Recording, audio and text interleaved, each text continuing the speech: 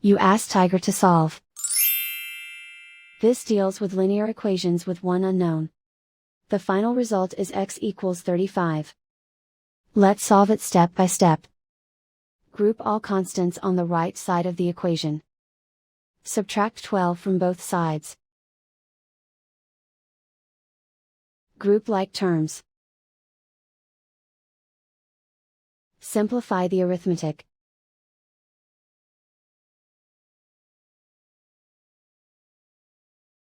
Isolate the m. Multiply both sides by inverse fraction 5 over -4. Move the negative sign from the denominator to the numerator. Group like terms. Multiply the coefficients. Simplify the arithmetic.